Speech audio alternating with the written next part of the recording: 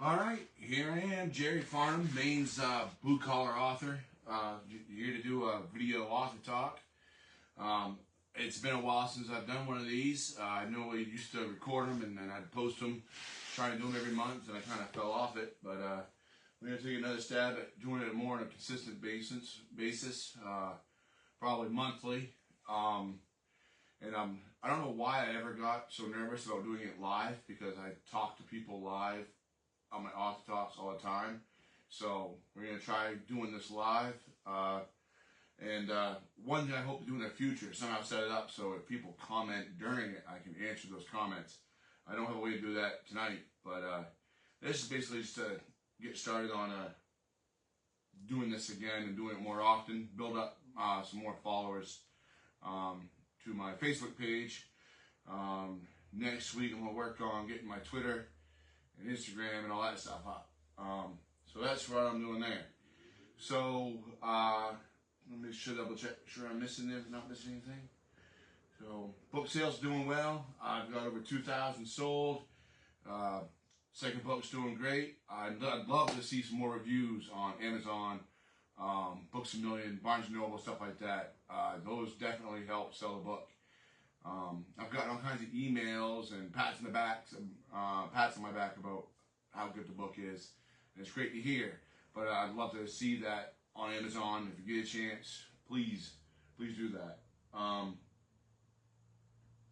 So moving on, what I've been working on. I have been working on the third book, First Light. It is a prequel to the Red at Night series.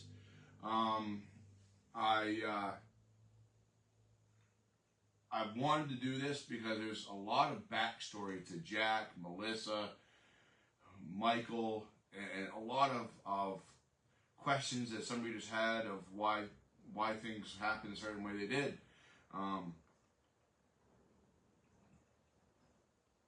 So I've wanted to tell some of their story and give the characters more depth, and First Light's given me that chance.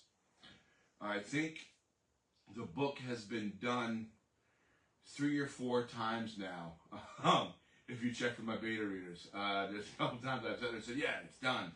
And then I'm like, no, I want to add a few more chapters here. And then I want to add a few more chapters here. With First Light, I'm doing a different kind of layout than the first 2 books. The first 2 books are just simple, chapter for chapter, you read through. First Light is a 2-part book.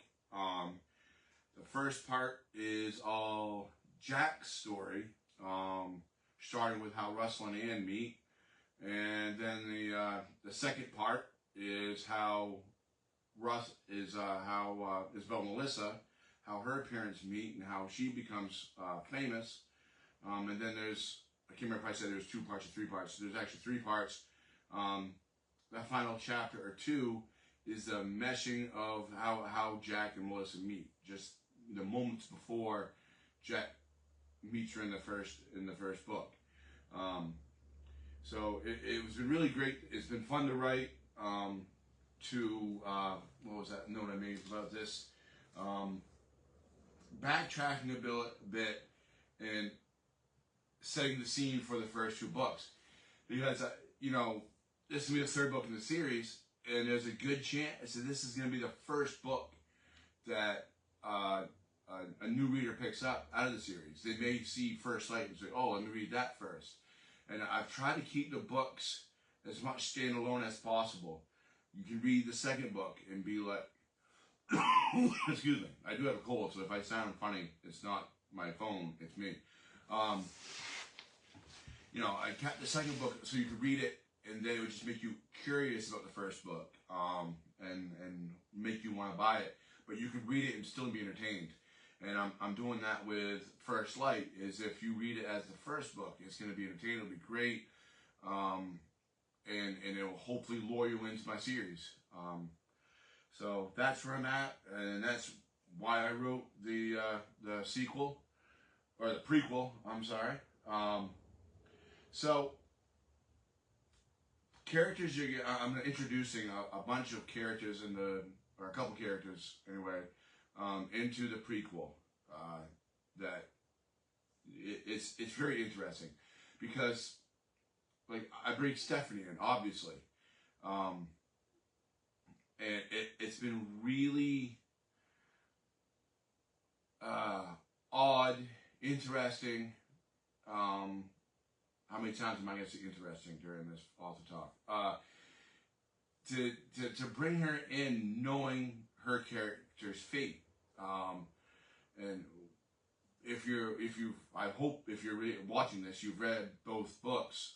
You already know what happens to Stephanie, but to write for her, knowing her fate, and basically I quoted this for myself is I need to make a hole that's going to be left behind for Jack. I need to make it so when the readers read that first book, you know, if someone reads the first book, First Light first, they get that hole. And if you've read it Night first, you'll read this prequel and you'll be like, wow, that's why Jack took 5 years. That's why, you know, this happened the way it did. So yeah, writing for Stephanie was basically setting that up to make that whole substantial, and to see why Jack did some of the things he did in the first book. Also, another backstory I fill in a little bit is Lucy and Sam's side. Sam is as you guys know, if you've read both books, you know, he's mentioned a little bit in the first book as kind of in the background, and then in the second book, I start bringing him a little bit more and a little bit more, and giving the readers reasons to really like him, and then I kill him. But at least he dies heroically.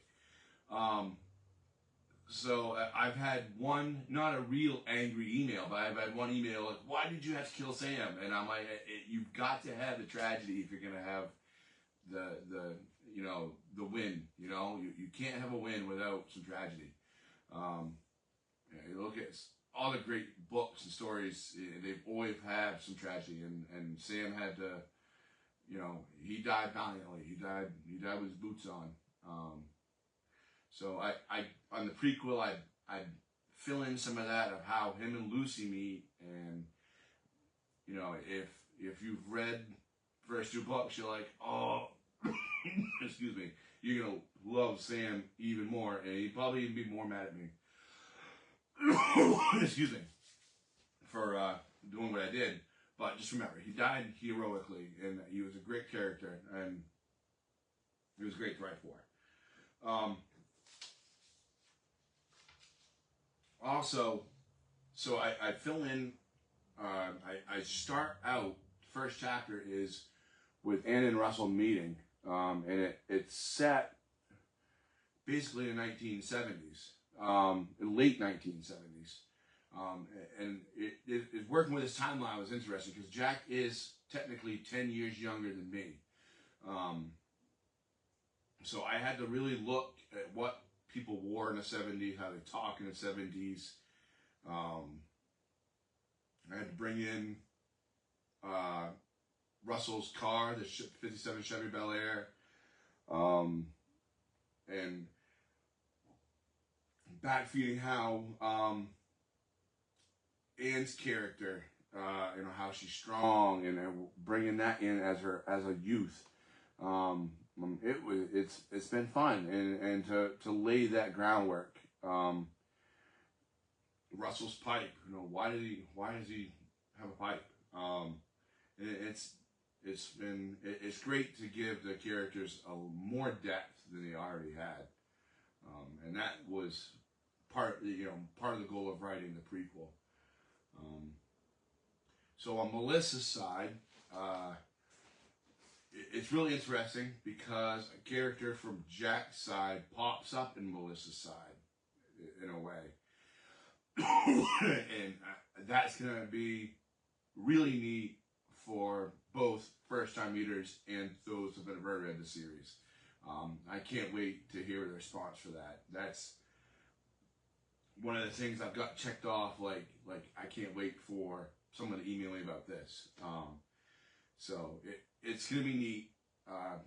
we start off with Melissa's parents meeting and build up from there. How, what happened to her father, what caused such a rift between her and her mother.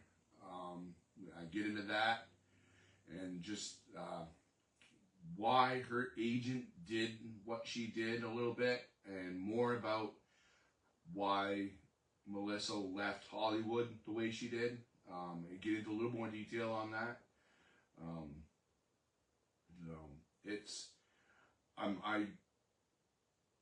I always look forward to books coming out and waiting for the reader response, but this is gonna be, I think this is gonna be really cool.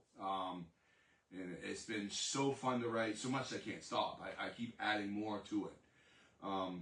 That's the one negative feedback I've got from the second book, was they wish it was 20% longer. So I'm shooting for a longer book, but I don't want to fill it full of fluff either. So it's been really good. I've gotten really good comments from my beta readers. I think it's going to be really great. So I do I dare try to read a chapter of it? I have one printed off here. Yeah, why not? I'm going to say this right now. I'm not a very good reader. Speaking out, reading from pages, it's just not something I usually do.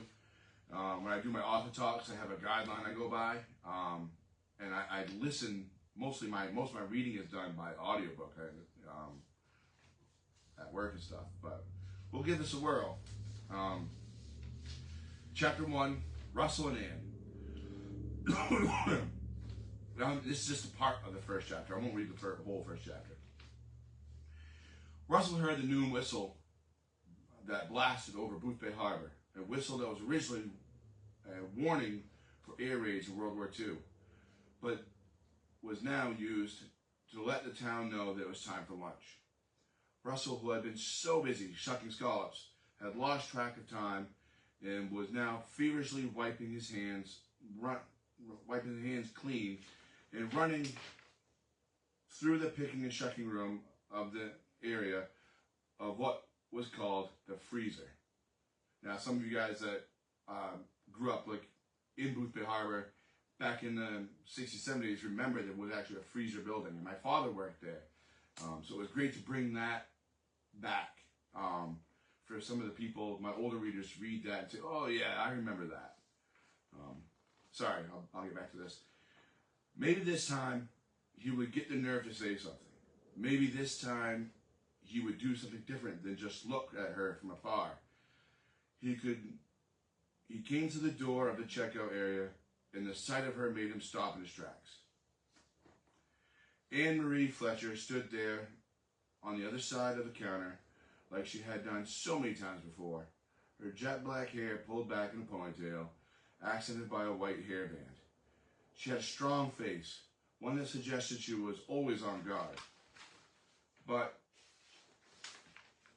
just as every time he had come through this door, she broke out in a smile.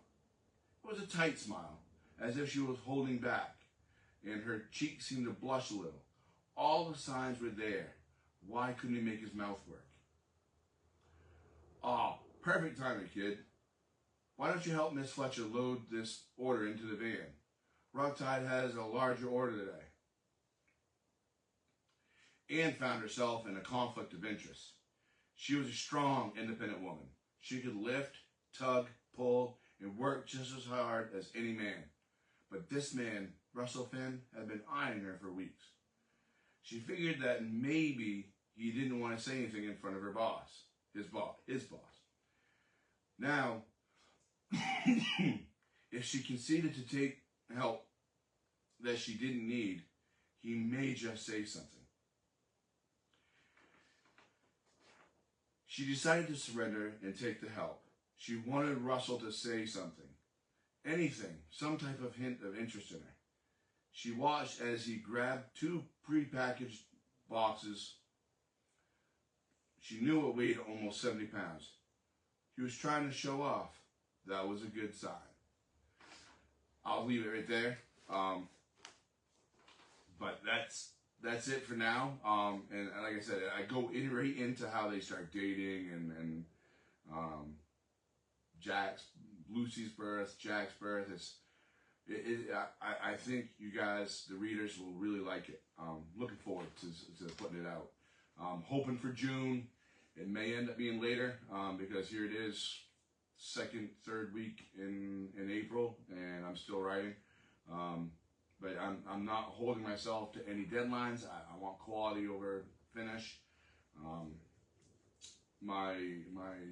One of my mentors has said, you got to have them out between 6 and 9 months. So I've got a window there, a year to the most.